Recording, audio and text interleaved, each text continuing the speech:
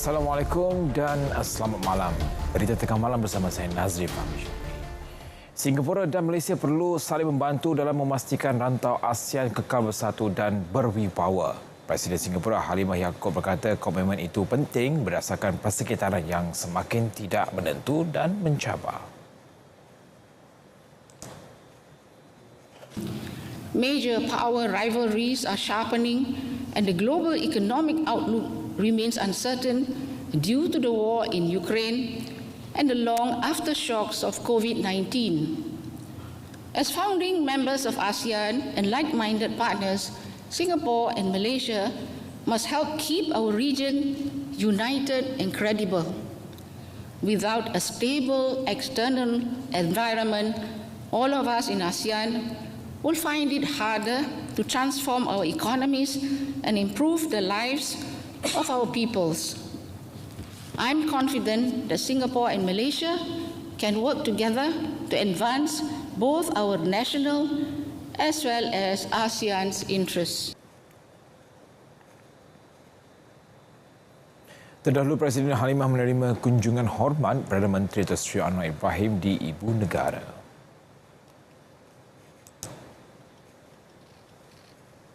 Lawatan 3 hari beliau ke Malaysia bermula Isnin bakal menyuntik lagi momentum positif dalam hubungan dua hala kedua-dua negara. Kunjungan itu juga rentetan kemajuan yang dicapai semasa kunjungan Datuk Seri Anwar Ibrahim pada Januari yang menyaksikan kedua-dua pihak memeterai 3 perjanjian membabitkan kedua-dua kerajaan bagi menggalakkan kerjasama dalam ekonomi hijau dan digital serta keselamatan cyber. Cadangan membenarkan cagaran wang caruman KWSP untuk membuat pinjaman bank tidak bercanggah dengan Seksyen 51 Akta KWSP. Menjelaskan di Dewan Rakyat, Perdana Menteri berkata kepentingan peminjam juga dipelihara.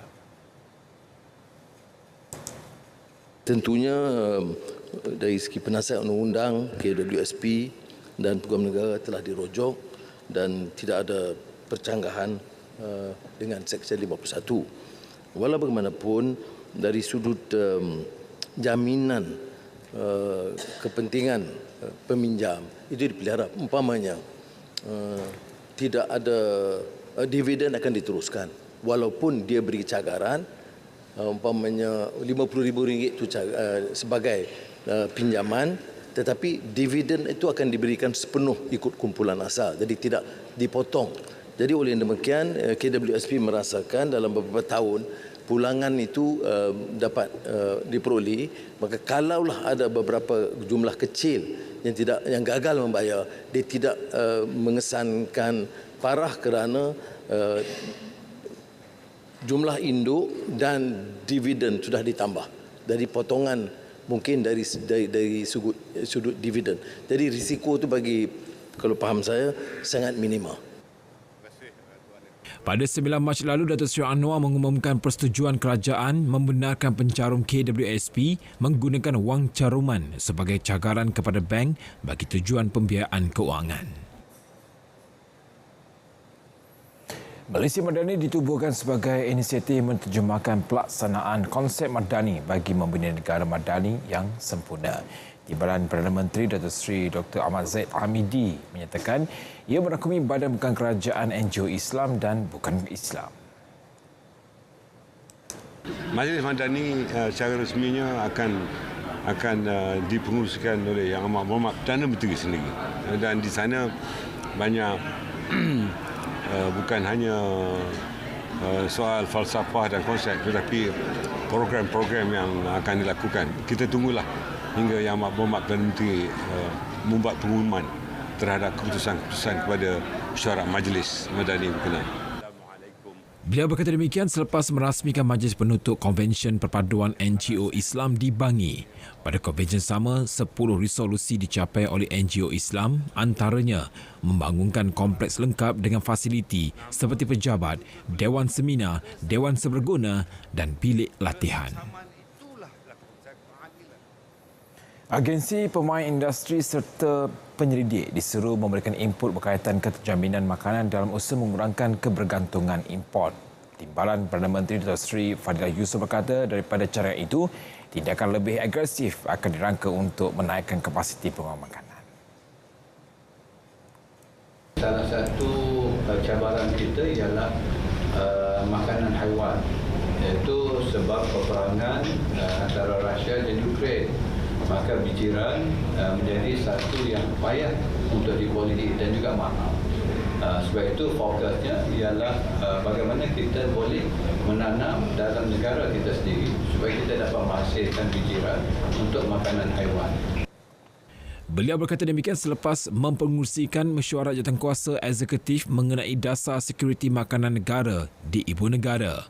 Mesyuarat dipengerusikan Menteri Pertanian dan Keterjaminan Makanan Datuk Seri Muhammad Sabu serta dihadiri 50 wakil lain. Tiada laporan diterima KPDN berhubung kes penternak menjual ayam mati akibat banjir. Esko Johor Lee Tin Han berkata pemantauan dibuat bagi memastikan penternak melupuskan hasil ternakan yang lemas dengan cara yang betul dan selamat. Veteriner akan buat siasatan untuk lawatan ke reban-reban dan memastikan mereka melupuskan ayam-ayam mati akibat banjir dengan cara yang betul. Itu diviralkan tapi kita dah siasat dan setakat ni veteriner dan juga penguasa KPDN, HCP dan KPDN Johor dah ambil tindakan. Baru-baru ini tular mengenai pengusaha ayam didakwa menjual semula ayam mati akibat banjir. 60,000 ekar tanah diperlukan bagi memenuhi permintaan 30,000 penduduk miskin Tegar dan B40 seluruh negara menjalankan projek tanaman fertigasi menerusi inisiatif pendapatan rakyat IPR. Menteri Ekonomi Rafizi Ramli berkata, kerjasama dipertingkat dengan kerajaan negeri, agensi dan pengusaha tanah bagi mencapai matlamat pelaksanaan inisiatif usahawan tani Intan. So if you are looking at 30,000 sasaran dan plot tanah untuk seorang tu antara 0.25 ekar macam dekat sini ataupun setengah ekar. So you are looking at lebih kurang 60,000 ekar tau, seluruh Malaysia. Jadi sebab itu kita memang tumpukan untuk bekerjasama dengan seberapa banyak agensi selain daripada tanah-tanah yang sudah ada dalam sistem kerajaan persekutuan. Setakat ini, projek tanaman cili fertigasi dijalankan dengan kerjasama Perbadanan Kemajuan Pertanian Selangor PKPS dan Majlis Bandaraya Petaling Jaya MBPJ melibatkan tanah seluas 80 ekar. Kementerian Sumber Manusia bersedia memikul tanggungjawab untuk mengendali dan menstruktur semula program berkaitan TVET. Menteri V. Sivakumar berkata langkah itu selaras dengan matlamat menjenamakan semula sekaligus mengangkat imej TVET pada masa depan. Ini sebenarnya adalah bertujuan untuk membolehkan supaya adanya satu penyelarasan yang lebih baik di antara semua institusi-institusi TVET. Ada cadangan daripada pihak Kementerian Belia dan Sukan supaya institusi-institusi TVET di bawahnya diletakkan di bawah kementerian lain. Perkara ini masih dalam perbincangan dan kalau ianya diletakkan di bawah Kementerian Sumber Manusia, Kementerian Sumber Manusia memang bersanggupanlah untuk mengambil program-program ataupun institusi-institusi TVET daripada mana-mana kementerian yang lain. Terdahulu, Timbalan Perdana Menteri Datuk Seri Dr. Ahmad Zahid Hamidi selaku pengurusi Majlis TVET Negara mencadangkan Institut Kemahiran Belia Negara IKBN diletakkan di bawah Kementerian Sumber Manusia. Sementara itu, pihak industri dan majikan diseru supaya bersedia dari sudut keselamatan dan kesihatan pekerjaan KKP bagi menghadapi perubahan akibat pengaruh tren mega yang bakal berlaku di tempat kerja. Pekerjaan pada masa depan akan lebih fokus pada penggunaan teknologi yang mungkin mengambil alih fungsi manusia. Para pakar berpendapat antara mega trends yang utama adalah perubahan iklim, revolusi teknologi, perubahan demografi akibat penuaan global, proses urbanisasi, ketidakstabilan geopolitik, serta peningkatan kesedaran mengenai kesihatan mental, hak asasi manusia dan alam sekitar. Siva Kumar berucap demikian di Ibu Negara. Untuk memberi jaminan kepada semua rakyat, golongan minoriti, golongan terpinggir, golongan di pedalaman, bahawa setiap rakyat dan warga negara ini akan dipertahankan hak mereka. Ikuti mesyuarat pertama penggal kedua Parlimen Malaysia ke-15 di Dewan Rakyat pada 14 Februari hingga 30 Mac 2023 dan di Dewan Negara pada 21 Mac hingga 6 April 2023.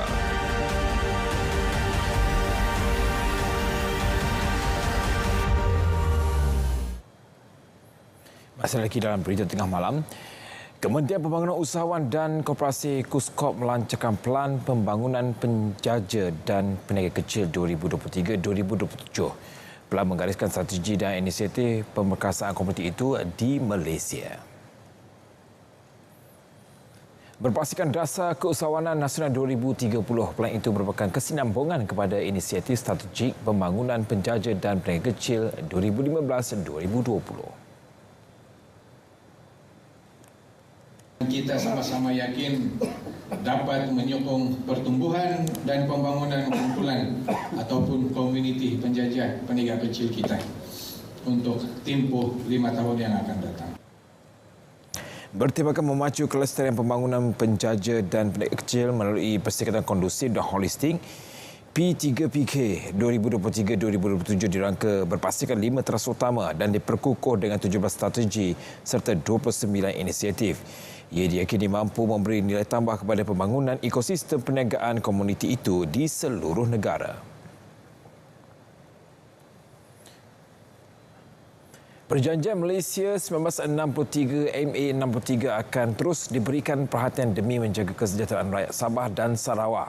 Menteri di Jabatan Perdana Menteri Dato' Armizan Muhammad Ali berkata proses memperakukan isu-isu tertangguh sedang berjalan untuk diputuskan dalam mesyuarat tindakan pelaksanaan akan datang.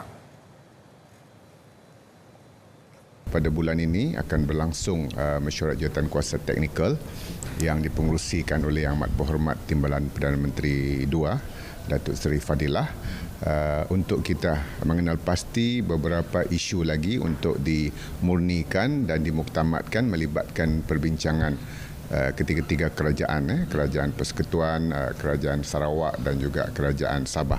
Dan beliau berkata demikian selepas menjadi tetamu program Bicara Naratif di Angkasa Puri, Kota Media.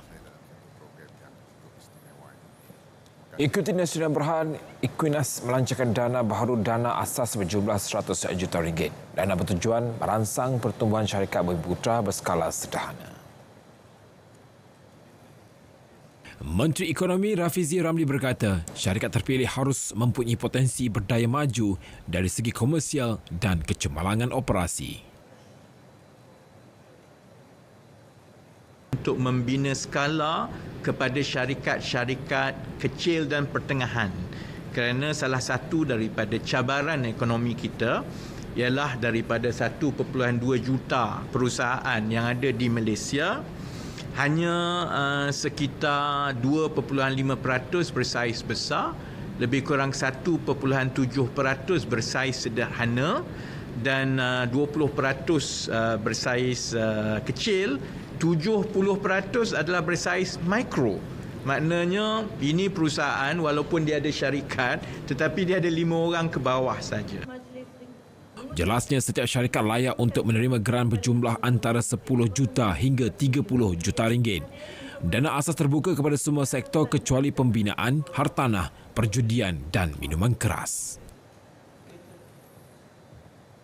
Bakal Jemaah Haji gembira dan menyambut baik langkah Lembaga Tabung Haji TH untuk meneruskan bantuan kewangan haji bersasar kepada golongan B40 dan M40 tahun ini. TH menanggung kira-kira 48 hingga 61% pembiayaan bagi jemaah haji kumpulan M40 dan B40. Alhamdulillah lah, pertama ucapan terima kasih banyak kepada kerajaan kerana memberi perhatian kepada golongan B40. Dengan adanya tambahan subsidi ini menggembirakanlah rakyat, terutama sekali golongan B40, untuk mereka menanamkan hasrat dan harapan untuk dapat menunaikan haji. Memberi keringanan dan juga bantuan kepada jemaah-jemaah yang bakal melaksanakan haji. Ini sedikit sebanyak memberi ruang dan peluang memandangkan kos haji yang naik begitu mendadak, terutamanya kepada rakyat-rakyat Malaysia yang sekarang ni dilanda dengan keadaan banjir, dengan krisis ekonomi yang tidak menentu.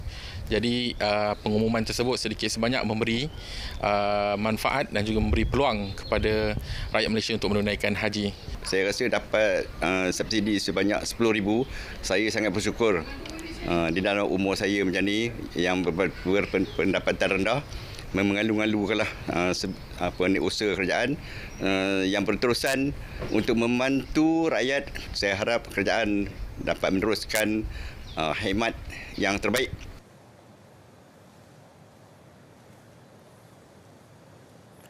Pendigitalan radio membabitkan stesen radio negeri RTM diyakini mampu menarik lebih ramai pendengar. Timbalan Ketua Pengarah Operasi Penyiaran Puteri Juliana Yaakob berkata, dengan teknologi terkini, ia menjadikan penyampaian lebih kreatif dan bermutu. So hopefully kita mendapat peruntukanlah untuk menaiktarafkan semua stesen-stesen radio kita. Di samping itu juga kita ada memohon untuk menaiktarafkan pemancar, sebab dari sini untuk studio saja, studio dengan konti, dan kita juga ada perancangan untuk menaiktaraf fasa 2 pemancar radio FM. Pendigitalan memudahkan interaksi antara penyampai dan pendengar sekaligus membuktikan stesen radio RTM masih relevan. Lebih 90 warga Kementerian Komunikasi dan Digital termasuk kaki tangan RTM mintai misi pasukan sukarelawan perkhidmatan awam di Johor. Misi menumpukan aktiviti pembersihan pasca banjir di kawasan perumahan, sekolah dan tempat awam. Kita ditugaskan untuk melaksanakan bantuan di Parit Sulong. Di peringkat apabila sampai di sini terdapat ramai sukarelawan yang bukan sahaja daripada anggota perkhidmatan awam, daripada pelajar universiti juga ada membantu, dan cabarannya adalah untuk mengagihkan. Itu yang seperti yang kita bincangkan dengan Tuk Penghulu di sinilah yang cabaran untuk mengagihkan pasukan sukarelawan yang datang untuk membantu. Untuk misi kali ini kita di RTM didatangkan dengan kekuatan 21 orang daripada RTM HQ Kuala Lumpur dan 14 orang daripada RTM Johor. Kami sekarang ni berada di Sekolah Menengah Agama Parit Sulong. Kita akan bersihkan sebab besok nak naik sekolah kan. Besok nak naik sekolah kena bersih kan, siap. Dan kami ditugaskan untuk bersihkan kawasan sekolah ni, kantin, gelanggang dan sebagainya. Selepas ni kita akan bergerak ke kawasan perumahan lain lah, kampung yang terjejas. 1,520 PSPA yang terdiri daripada penjawat awam di seluruh negara terlibat menjayakan misi berkenaan.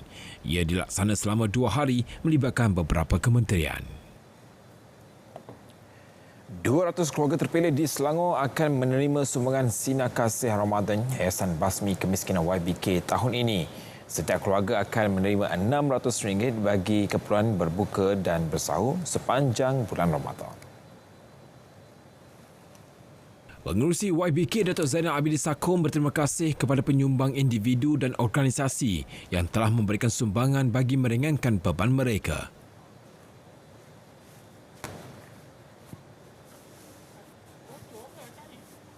Kita berharap sangat supaya bantuan-bantuan ini dapat dimanfaatkan sebaik-baiknya. Kita tahu setengah makanan ni hanya 3-4 hari je tahannya. Namun demikian ini ialah supaya mereka dapat merasa bahawa banyak orang kasih sayang kepada mereka Tetapi bila sampai waktu menyumbang macam ni, begitulah kemampuan kebohongan, kadang-kadang kemampuan yang dibuat oleh orang lain bagi menentukan supaya meringankan beban. Bagi fasa pertama, 100 keluarga terpilih akan menerima sumbangan ini sebelum Ramadan, manakala bakinya akan diberi pada bulan Ramadan.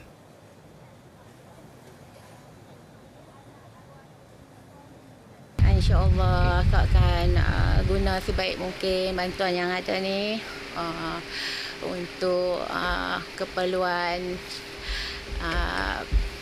hari raya lah. Nak bagi anak-anak seronok kan, setahun sekali. Alhamdulillah dengan sumbangan ni dapat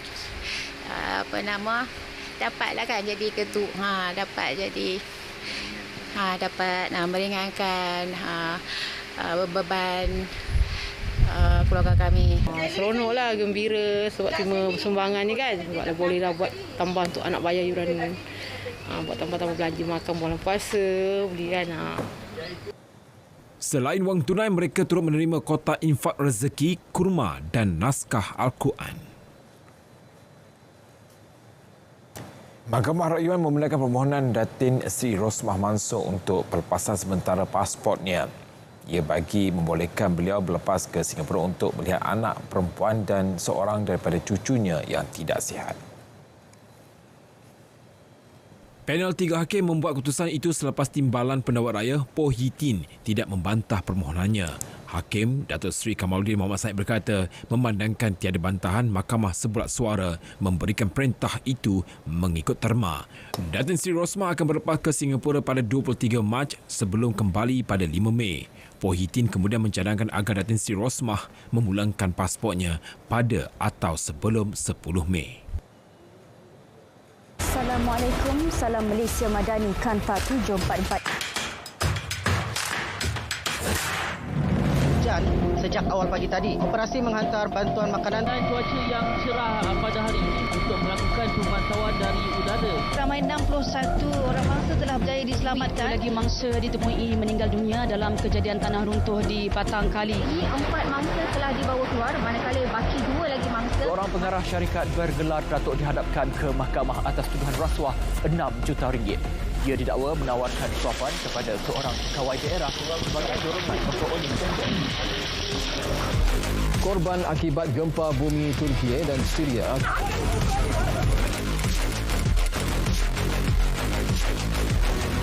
Ekonomi negara dijangka berkembang pada kadar lebih sederhana tahun ini.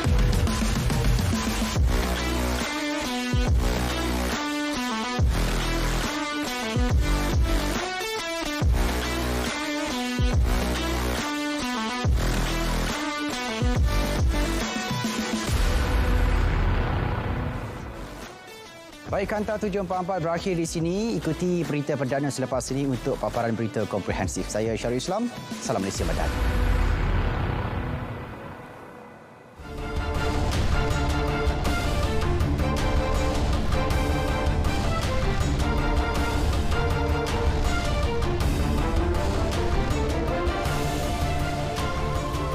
Sukan dimulakan dengan sukan badminton. Pemain badminton pasangan wanita negara Siti Nursuhaini Azman meletakkan sasaran untuk melangkah ke peringkat super akhir pada Sukan C 2023 di Kemboja Mei depan.